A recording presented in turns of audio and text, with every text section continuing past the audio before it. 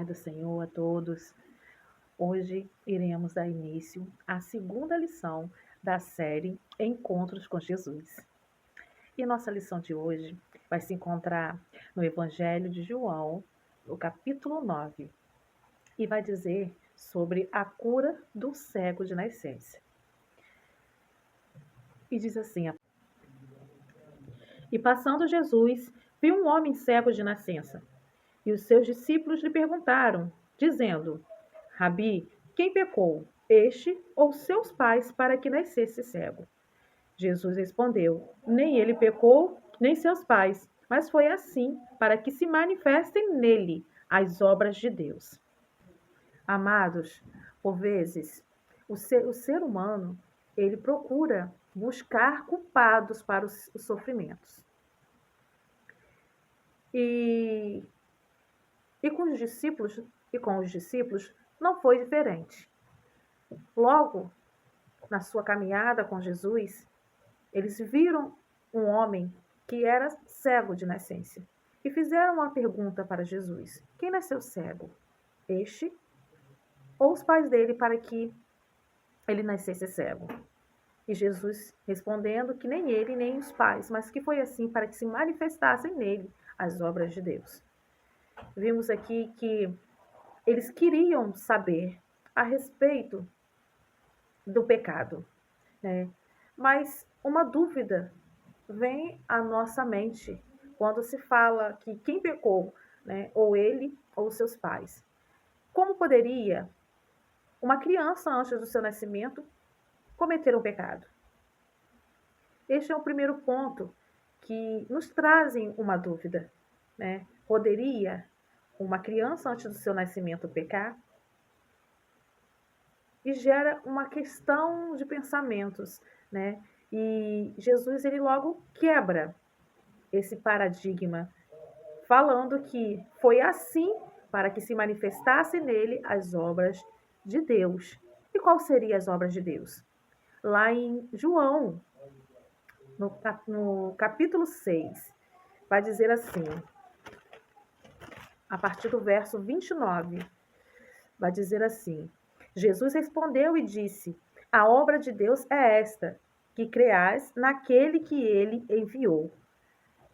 Então, a primeira obra de Deus é crer naquele que Deus enviou, que era crer em Jesus, né? O principal objetivo de Deus, por meio de suas obras e da sua palavra, é levar o ser humano a crer no seu Filho Jesus e ser salvo.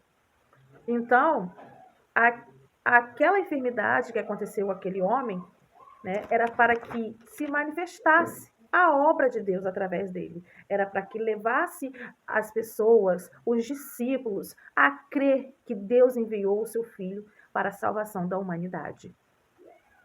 E outro ponto que me chama a atenção é que Jesus, ele fala, para quê? Né? Para quê? Por vezes, nos questionamos, perguntamos, por que de tal coisa acontecer conosco? Por que essa enfermidade? Por que esse desemprego, essa situação financeira escassa, essa separação, essa... Por quê? Né? Vivemos cercados de porquês, né? E Jesus, ele mostra que não devemos focar nos porquês da vida, mas sim o para quê. Tudo tem um propósito nessa vida. Vimos aqui que Deus, ele não permite e nada vem acontecer nas nossas vidas se não for a vontade dele. Tudo é um para quê e não um porquê. E por vezes o ser humano, ele culpa Deus por tragédias, por infortúnio, por má formação, e acaba se perdendo, né, a oportunidade de manifestar o poder de Deus através de suas vidas, né? E com isso, a gente aprende uma grande lição de crescer pessoalmente, né, e espiritualmente. Então, não devemos perder, né, a oportunidade de crescer pessoalmente e espiritualmente, através das consequências que acontecem com a gente, né? Então, ao invés de focarmos no porquê, devemos focar no para quê. Tudo tem um para quê, né? Para que as obras de Deus venham se manifestar nas nossas vidas ou através das nossas vidas, né? E por essa razão, Jesus ensinou que os discípulos não deveriam ficar presos aos porquês, e sim os paraquês. Jesus, logo após, vai falar assim: convém que eu faça as obras daquele que me enviou, enquanto é dia. A noite vem quando ninguém pode se trabalhar. Enquanto estou no mundo, eu sou a luz do mundo. Então Jesus, ele veio fazer as obras de Deus, né? Através obedecer o mandamento de Deus, né? Através dos milagres, das curas, das libertações, né? E verso 6 vai dizer: tendo dito isso, cuspiu na terra, e com a saliva fez lodo e untou os olhos do cego, e disse-lhe: vai-te e lava-te no tanque de Siloé, que significa o enviado. Lavou-se lavou-se e voltou vendo. E o interessante aqui que Jesus, ele cuspiu na terra e com a saliva fez um lodo. Interessante, né? Que o primeiro homem da humanidade, ele veio do pó da terra, foi formado do pó da terra, do barro, né? Foi moldado do pó da terra por Deus. E Jesus, ele criou a visão daquele homem através do pó da terra e da sua saliva. Por que com a sua saliva? Né? Vemos em outras passagens que Jesus, né, é a fonte de águas vivas. Né? E vamos ver também em outras passagens que a mulher do fluxo de sangue, ela toca na orla de Jesus. O que podemos entender aqui? Que Jesus tinha poder em todo o seu corpo. Poder no seu sangue, poder na sua saliva, poder na sua orla, poder na sua palavra.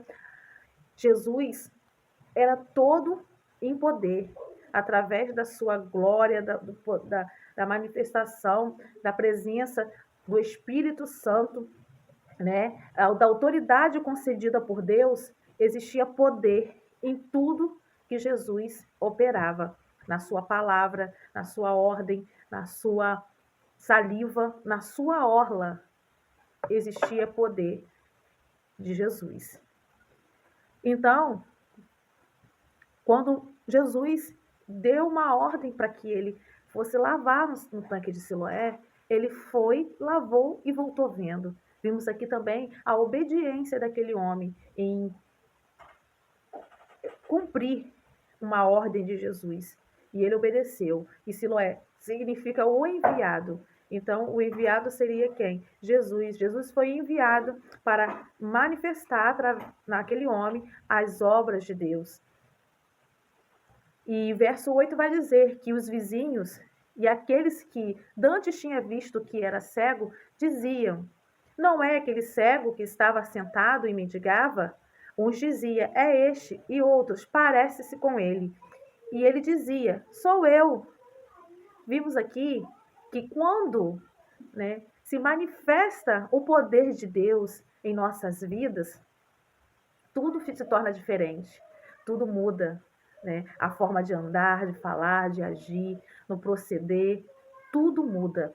A mudança não só aconteceu para aquele homem, trazendo para ele a visão carnal, mas também uma mudança espiritual, a qual os vizinhos que antes haviam que ele mendigava, né, não a ponto de não reconhecer, a ponto de duvidar até que seria ele.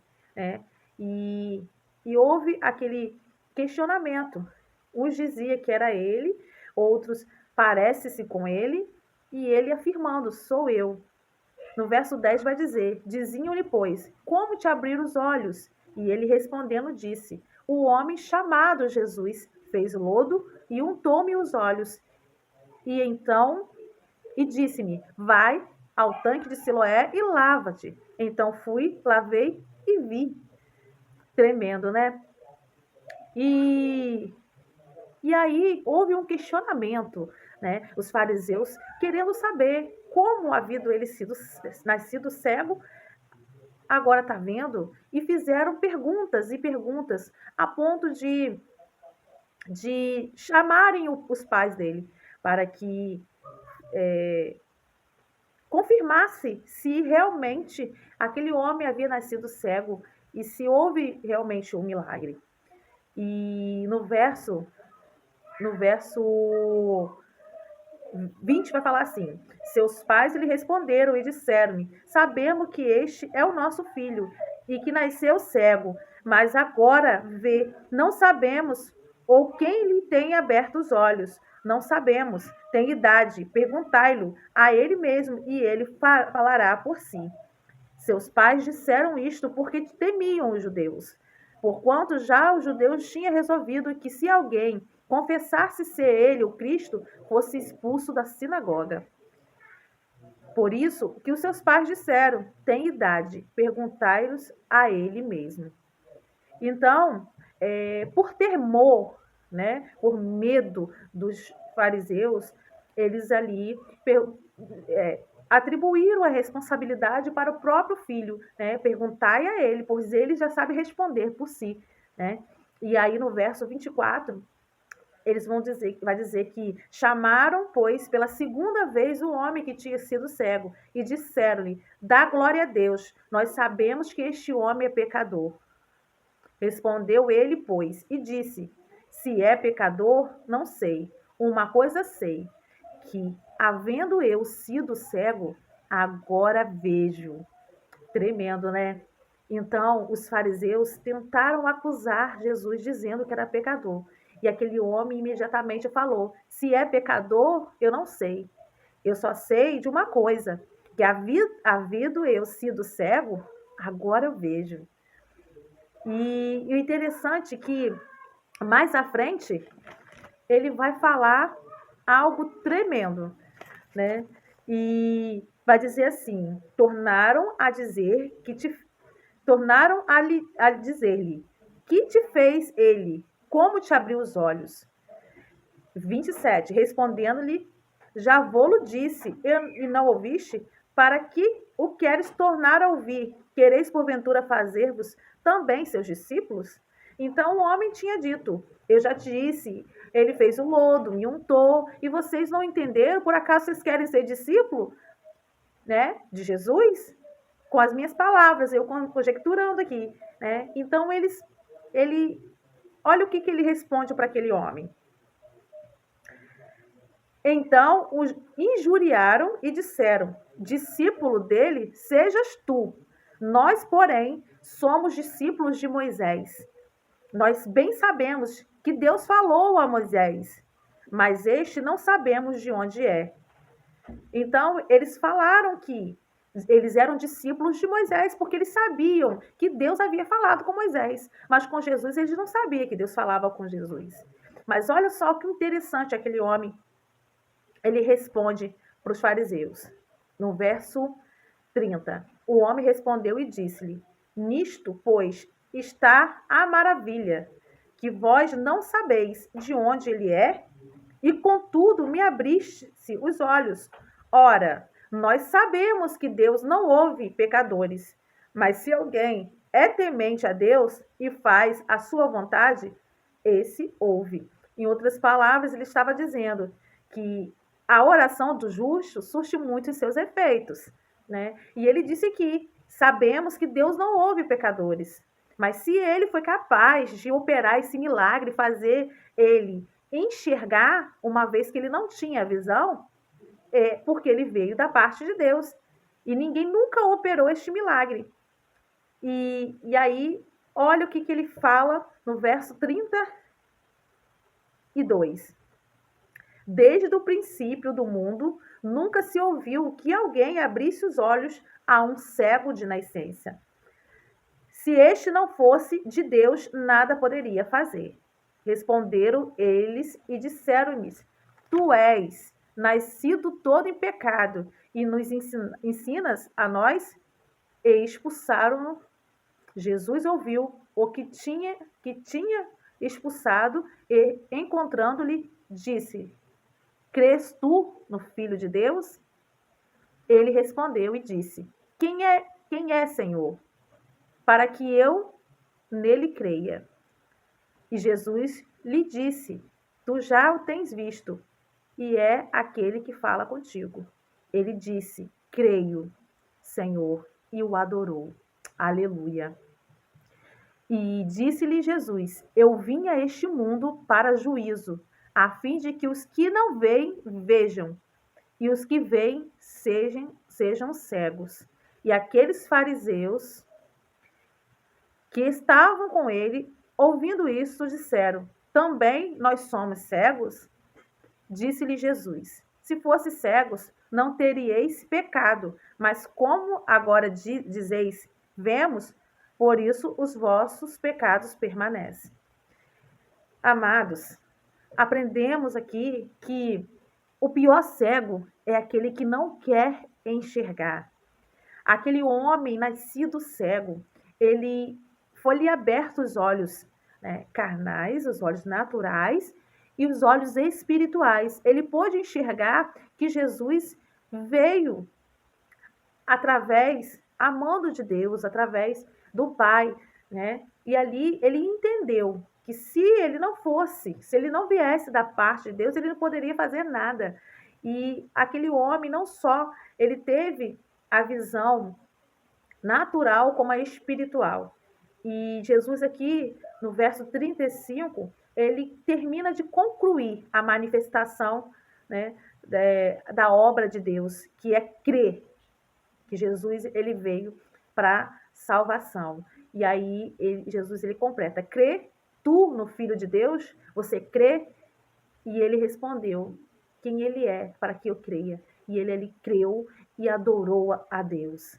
E vimos aqui que os fariseus, Jesus ele disse, né, que ele veio, né, a este mundo para que os que veem sejam cegos e os que sejam cegos veem.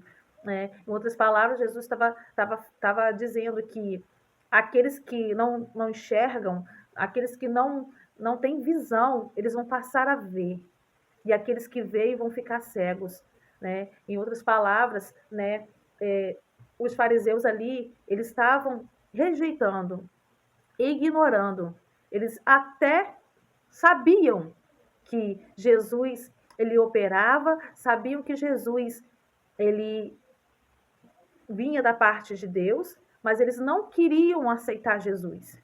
Eles não queriam. Então, vimos aqui que Jesus ele fala que se eles não enxergassem realmente, né, eles iam ser considerados inocentes. Mas como eles afirmam ver, afirmam que não são cegos, eles seriam culpados, né, pela eternidade. Eles ali estavam assumindo uma culpa, porque eles dizem que enxergavam, que eles estavam vendo, né, que não eram cegos. Então, Jesus, ele não tem o culpado por inocente, nem o inocente por culpado. Então, eles ali estavam assumindo a responsabilidade. Então,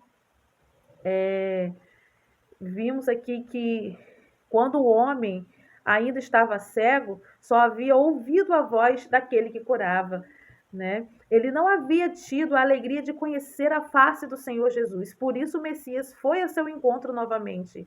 Não bastava ao homem ter recebido o glorioso milagre.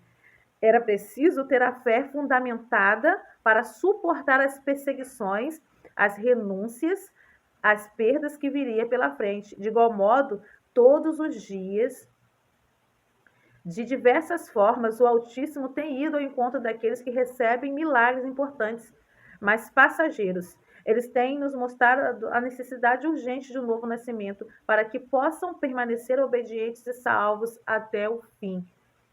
Então, não basta só receber o milagre, é preciso crer, né? Crer no Senhor Jesus, crer no Filho de Deus, né? Todos os dias temos que crer que Ele é o nosso Senhor, é o nosso Salvador, que é Ele, a nossa fé tem que ser alicerçada todos os dias nele. Não basta só recebermos o milagre, virarmos as costas e continuar a viver uma vida de pecado, uma vida de erros, uma vida de uma vida que não agrada ao Senhor.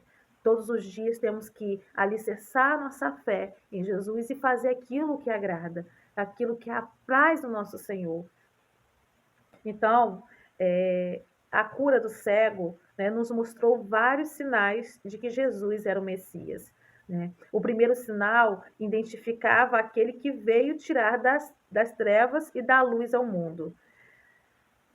O segundo indicava a forma como Jesus efetuou a cura, que se assemelhava à criação do primeiro homem, né? Que foi a partir do barro manipulado por Deus, que vai falar lá em Gênesis, no capítulo 2, no verso 7. E o terceiro mostra que a visão daquele cego precisava ser criada, uma vez que não existia, né? Então, nem toda enfermidade, nem toda doença, nem todas situações é por causa do pecado, mas sim para que se manifestem através de nós ou em nós a obra de Deus. Amém? Que possamos aprender e entender, né, que existe um para quê por trás de toda situação. E não devemos não devemos ficar preso aos porquês, mas sim entender o para quê de Deus. O para quê? Para quê? Talvez a situação que possamos estar encontrando no momento, numa tempestade, em uma situação adversa, existe um para quê. Para que se manifeste as obras de Deus. Fica com essa reflexão, essa meditação e que o Senhor, né, possa abrir os olhos e que possamos entender o para quê de todas as situações nas nossas vidas. Amém? Deus abençoe cada um de vocês em nome de Jesus. Deus abençoe.